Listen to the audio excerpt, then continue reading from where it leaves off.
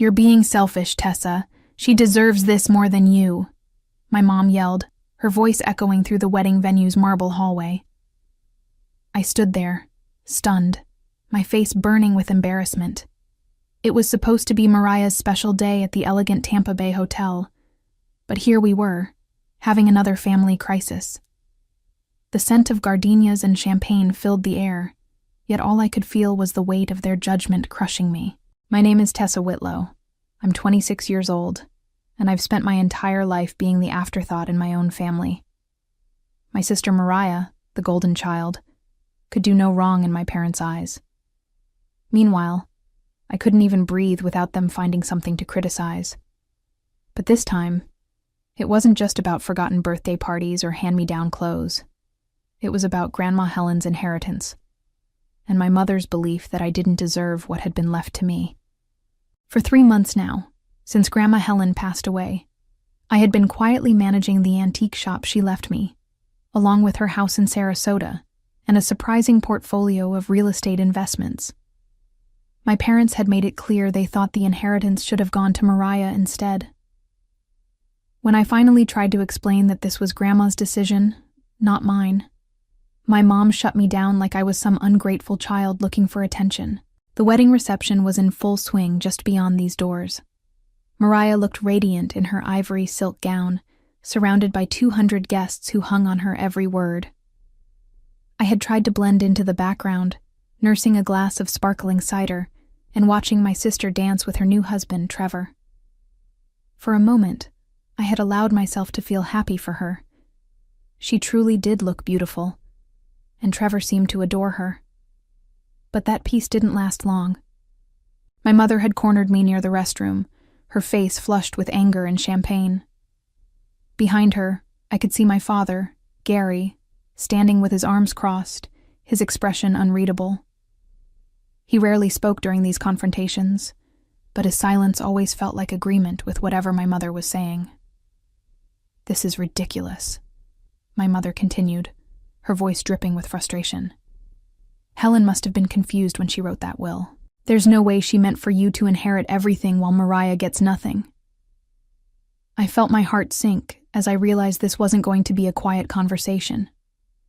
Other guests were starting to notice the commotion, their heads turning toward us with curious expressions. The last thing I wanted was to cause a scene at Mariah's wedding, but it seemed like that choice was being taken away from me. Growing up in the Whitlow household meant learning early that love came with conditions. My mother, Doreen, had been a beauty pageant winner in her youth, crowned Miss Citrus County in 1985. The faded photographs of her in sparkly gowns and rhinestone tiaras still decorated our family room mantel, constant reminders of her glory days. She had spent the past 24 years trying to relive that success through Mariah, who inherited her striking features and natural charisma. I, on the other hand, had inherited my father's quiet demeanor and unremarkable appearance. While Mariah received dance lessons, modeling classes, and designer clothes, I was told to focus on practical skills, like cooking and cleaning. When Mariah wanted to quit her part-time job at 16 because it interfered with her social life, my parents supported her decision. When I asked for help with college tuition, they suggested I take out loans and build character through hard work. The only person who ever made me feel valued was Grandma Helen. Every weekend from the time I was 12, I would take the bus to her antique shop in Sarasota. She taught me how to identify genuine Victorian jewelry, how to restore damaged furniture, and how to spot valuable pieces that others might overlook. Those Saturday afternoons in her cluttered shop, surrounded by forgotten treasures and old books, were the happiest moments of my childhood. "You have a good eye, Tessa," she used to say, watching me carefully examine a porcelain figurine or an old painting. "You see the value in things that others dismiss. That's a rare gift." My parents barely tolerated these visits. My mother often complained that spending time with dusty old junk wasn't helping me develop any real-world skills. She never understood that Grandma Helen was teaching me about history, art, and business. When I graduated high school and announced my intention to study art history and business administration, my mother rolled her eyes and muttered something about, Useless degrees. Mariah, meanwhile, was busy winning local beauty contests and dating the quarterback of her college football team. She had a natural ability to command attention wherever she went, and my parents basked in the reflected glory of her success. They attended every pageant, every social event, every moment that showcased their beautiful daughter. During my college years, I continued working at Grandma Helen's shop, learning the ins and outs of running a small business. I discovered she owned not just the shop, but several rental properties throughout Sarasota that provided steady income. She had been quietly building wealth for decades, all while living modestly in her small house behind the shop. When Grandma Helen was diagnosed with cancer last year, I spent every free moment caring for her. My parents visited occasionally, but they always seemed uncomfortable around illness and medical equipment. Mariah came by twice, both times bringing flowers and staying for less than an hour. In her final weeks, Grandma Helen held my hand and told me she was proud of the woman I had become. "You're the only one who really understood what this place meant to me," she whispered. "I know you'll take care of it." 3 months ago, when the lawyer read Grandma Helen's will, the silence in his office was deafening. I sat between my parents, my hands folded in my lap, as he announced that Helen Whitlow had left her entire estate to her granddaughter Tessa, the antique shop, the house, the rental properties, and a stock portfolio worth more than anyone had realized. My mother's face went through several color changes, from pale white to bright red. "There must be some mistake," she said, her voice tight with controlled anger. "Helen always said the family business should stay in the family." "It is staying in the family, Mrs. Whitlow," the lawyer replied gently. "Tessa is family." "But Mariah is the older daughter's child," my father spoke up for the first time. "Shouldn't inheritance follow traditional lines?" The lawyer shook his head. Mrs. Helen Whitlow was very specific about her wishes. She left detailed instructions about why she chose Tessa as her heir. "Would you like me to read them?" I watched my mother's jaw clench. "That won't be necessary." The ride home was silent, but I could feel the tension radiating from the front seat. When we pulled into our driveway, my mother finally exploded. "I can't believe she would do this to us," she said, whirling around to face me. "After everything we've done for that woman, all the visits and family dinners, and she leaves everything to you? You barely even talk to her." "I spent every weekend with her for 14 years, I said quietly. "I helped run her shop. I took care of her when she was sick." "Oh, please," my mother cut me off. "You sat around looking at old junk.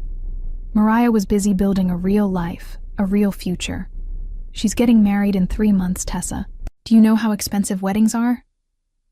That's when I realized this wasn't really about honoring Grandma Helen's memory or understanding her choices.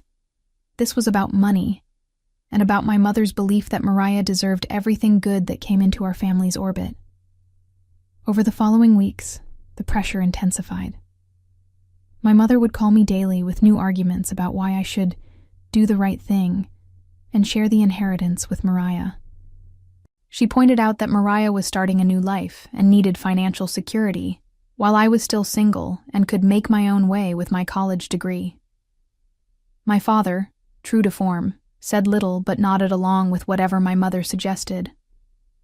When I tried to explain that Grandma Helen had specifically chosen me for reasons that went beyond money, he would change the subject or find an excuse to leave the room. The breaking point came 2 weeks before Mariah's wedding. I received a formal letter from a lawyer my parents had hired, questioning the validity of Grandma Helen's will and suggesting she might not have been mentally competent when she signed it. The letter made my stomach turn. They were actually trying to legally challenge my grandmother's final wishes. That night, I made a phone call that would change everything. The morning of Mariah's wedding, I tried one last time to have a reasonable conversation with my mother. I found her in the hotel's bridal suite, fussing over Mariah's veil, while a team of makeup artists and stylists worked their magic. The room smelled like expensive perfume and hairspray, and everywhere I looked, there were flowers, champagne bottles, and gift boxes. Mom, can we talk privately for a minute? I asked, standing awkwardly in the doorway. Doreen barely glanced up from adjusting Mariah's train. We're a little busy right now, Tessa. Can't this wait until after the ceremony? It's about Grandma Helen's estate, I said, causing both my mother and sister to look up sharply. Mariah, who had been admiring herself in the mirror, turned to face me. Tessa, you're not seriously going to bring this up today, are you? It's my wedding day. I know, and I'm sorry, but I received the letter from your lawyer, I said, my voice steadier than I felt. I can't believe you're actually trying to contest Grandma's will. My mother's expression hardened. We're protecting this family's interests. Helen wasn't thinking clearly in her final months. Everyone knows that grief and medication can affect judgment. She was completely lucid when she made that will, I replied. I was there. I saw her meet with the lawyer multiple times to make sure everything was exactly as she wanted it. You manipulated a dying old woman, my mother snapped, finally abandoning her pretense of civility. You spent all that time at her shop, filling her head with ideas about how much you cared, when really you were just positioning yourself to inherit everything. The accusation hit me like a physical blow. That's not true, and you know it. I loved Grandma Helen. I spent time with her because she was my grandmother, not because I wanted her money. Mariah stood up, still in her elaborate dress. Look, Tessa, I don't want to fight about this, but Mom has a point. You did spend a lot more time with Grandma than the rest of us. Maybe she felt obligated to leave you everything because of that. Or maybe she left it to me because I was the only one who actually cared about her and her legacy. I shot back, my patience finally wearing thin. Her legacy? My mother laughed bitterly. It's an old junk shop, Tessa. It's not some grand family tradition. Helen should have sold that place years ago and put the money toward something useful, like Mariah's education or her wedding. I felt something shift inside me at those words. The dismissive way she talked about Grandma Helen's life's work, the assumption that everything should ultimately benefit Mariah, the complete disregard for what our grandmother had actually wanted, it all crystallized into a moment of perfect clarity. You know what? I said, my voice surprisingly calm. You're right about one thing. Grandma Helen did make her choice based on who she thought would best honor her legacy, and she chose me. That's exactly what I'm talking about, my mother said, her voice rising. You think you're so special, so deserving, but look at your sister. Look at what she's accomplished. She's beautiful, she's successful, she's getting married to a wonderful man. She has a future. What do you have? A dusty shop and a bunch of old furniture. The makeup artist and stylist had stopped working and were pretending not to listen to our argument. I could see them exchanging uncomfortable glances in the mirror's reflection. I have something you'll never understand, I said quietly. I have Grandma Helen's trust and respect. I have her legacy. And I have the legal right to do whatever I want with what she left me. My mother's face flushed an angry red. We'll see about that.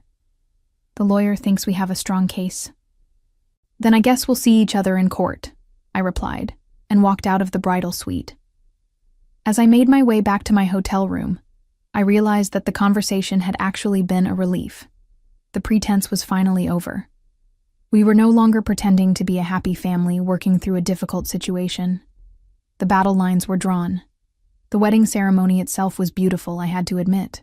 The Tampa Bay Hotel's grand ballroom was decorated with thousands of white roses and twinkling lights. Mariah looked stunning as she walked down the aisle, her smile radiant as she approached Trevor at the altar. For a moment, I allowed myself to forget about our earlier confrontation and simply be happy for my sister. I sat in the third row, wearing a navy blue dress I had bought specifically for the occasion. My parents were in the front row, of course, beaming with pride as they watched their golden child exchange vows. When the minister pronounced Mariah and Trevor husband and wife, the room erupted in applause and tears of joy. During the cocktail hour, I mingled politely with relatives and family friends, most of whom had known me since childhood. Several people asked about Grandma Helen's antique shop, and I was surprised to discover how many of them had fond memories of visiting her store over the years. "Your grandmother was such a sweet woman," said Aunt Patricia, my father's sister.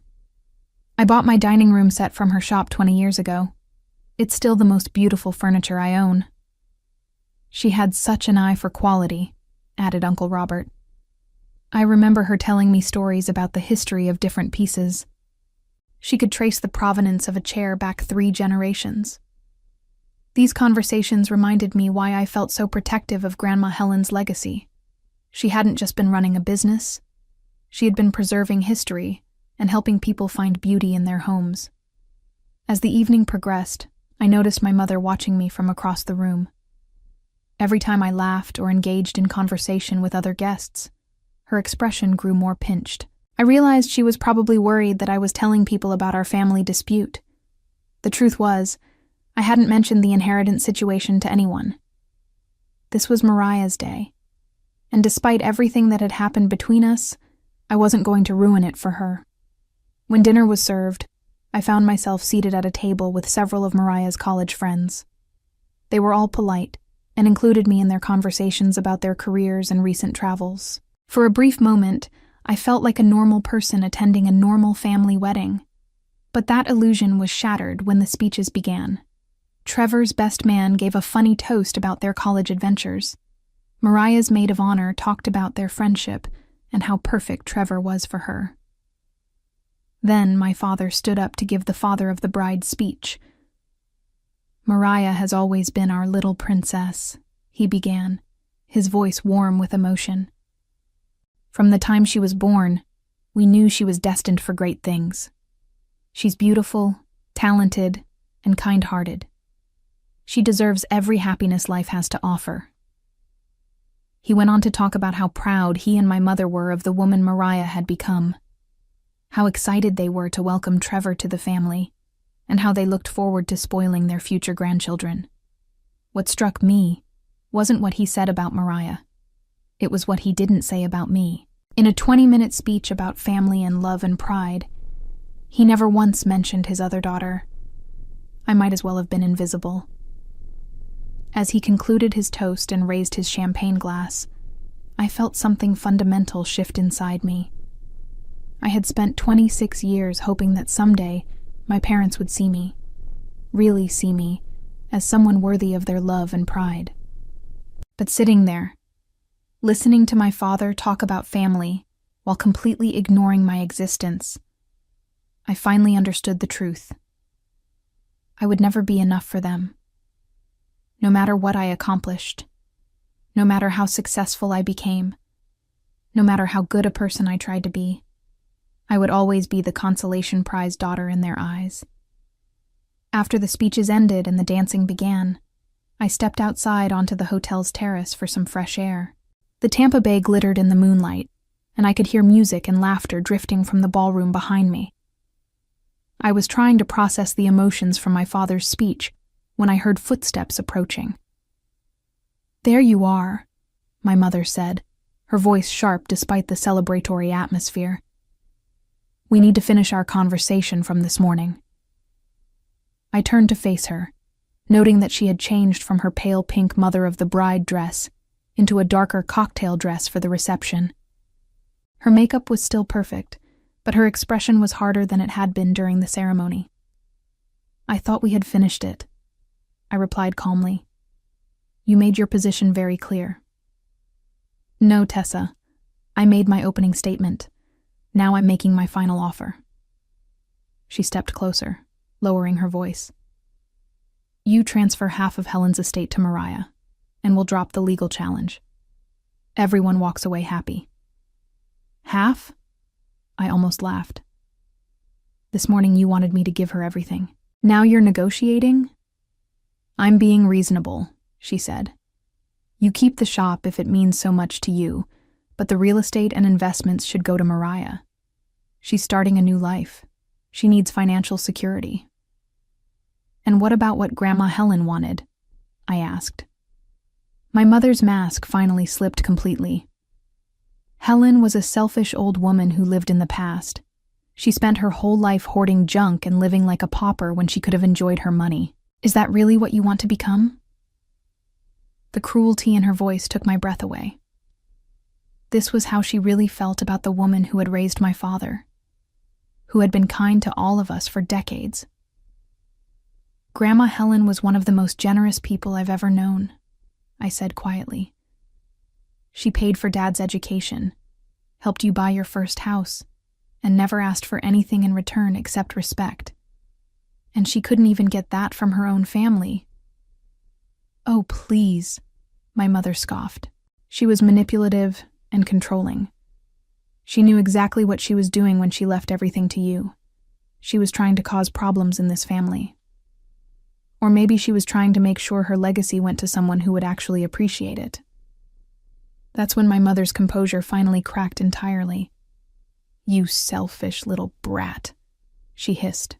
Do you have any idea how much we've spent on your sister's wedding? Do you know how much debt we're in because we wanted to give her the perfect day? The admission hung in the air between us. So that was what this was really about. They had overspent on Mariah's wedding, and were hoping to recoup their losses from my inheritance. That was your choice, I said. Grandma Helen's estate has nothing to do with your financial decisions. Everything in this family affects this family, my mother shot back. You don't get to just take what you want and ignore everyone else's needs.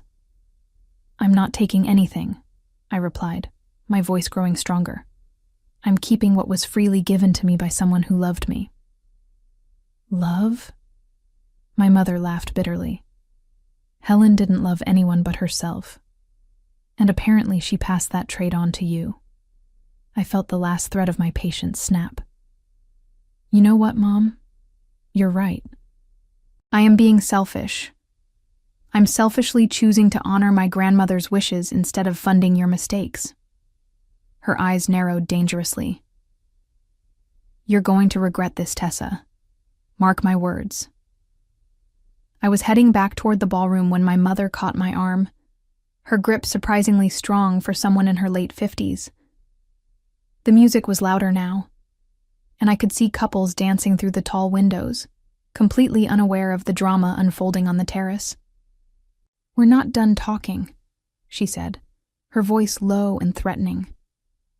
Yes, we are, I replied, trying to pull my arm free. I'm going back inside. You're not going anywhere until you agree to do the right thing, she insisted, tightening her grip. Do you see your sister in there? Do you see how happy she is? Are you really going to destroy that happiness because of your selfishness? I'm not destroying anything, I said, but my mother wasn't listening. You've always been jealous of Mariah, she continued, her voice rising despite our proximity to the ballroom doors. You've never been able to stand the fact that she's prettier, more successful, more loved than you'll ever be. The words hit their intended target, but instead of feeling hurt, I felt something else entirely. A kind of cold clarity that settled over me like armor. You're absolutely right, I said, my voice eerily calm. I'll never be as pretty as Mariah. I'll never win beauty contests or charm everyone I meet. But you know what I will be? I'll be the granddaughter who honored her grandmother's wishes. I'll be the person who built something meaningful with the gifts I was given. And I'll be free of this family's toxic expectations. My mother's eyes flashed with rage. How dare you? How dare I what? Tell the truth, face reality, accept that you'll never love me the way you love her? You ungrateful. But before she could finish the sentence, her hand flew up and connected with my cheek in a sharp, stinging slap that echoed across the terrace. The silence that followed was deafening. Through the ballroom windows, I could see that several guests had noticed the commotion and were staring in our direction. My mother's face was flushed with anger and what might have been immediate regret, but it was too late to take back what she had done. I touched my cheek, feeling the heat of the handprint she had left there. Then I looked directly into her eyes and smiled. Thank you, I said quietly. Thank you for what? My mother asked, confusion replacing anger in her voice. For showing me exactly who you really are, I replied, my smile growing wider. For 26 years, I kept making excuses for you. I told myself that maybe you did love me, just differently. Maybe you showed favoritism because Mariah needed more attention. Maybe if I just tried harder, worked harder, achieved more, you'd finally see my worth. I took a step back, putting distance between us. But this, slapping me at my sister's wedding because I won't give you money that isn't yours, this finally gave me the clarity I needed. My mother's face had gone pale. Tessa, I didn't mean to. Yes, you did, I interrupted. You meant every word you said, and you meant that slap.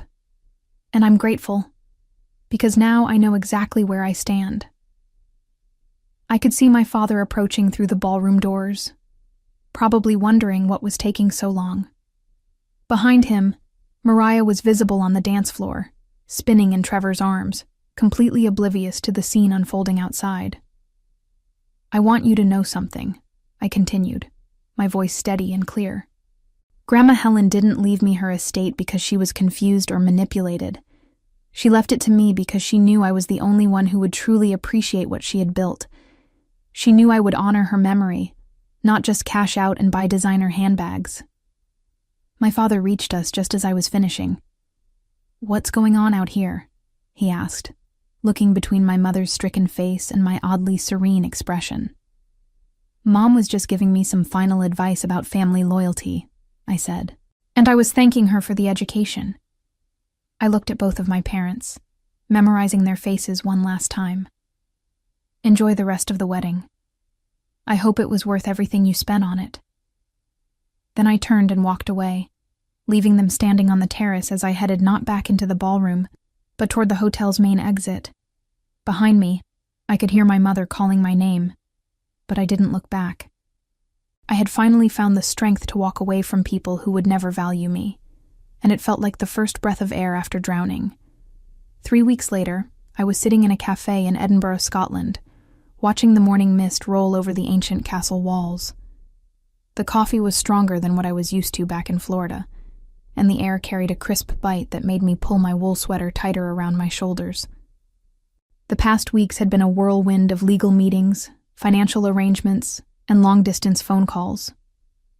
Before leaving Tampa, I had met with the estate attorney and a private wealth management firm that Grandma Helen had apparently been working with for years. It turned out that her modest lifestyle had hidden a much larger fortune than any of us had realized. The antique shop was now being managed by Eleanor Morrison, a former colleague of Grandma Helen's who understood both the business and the historical significance of the inventory. The rental properties were generating steady income through a professional management company. And the stock portfolio, well, that had grown substantially since Grandma Helen's passing. I pulled out my phone and reread the message I had received from my lawyer that morning. Certified letters delivered to all family members as requested. Your instructions have been carried out exactly as specified. Those letters contained a simple message. Any future contact attempts would be forwarded to my legal team.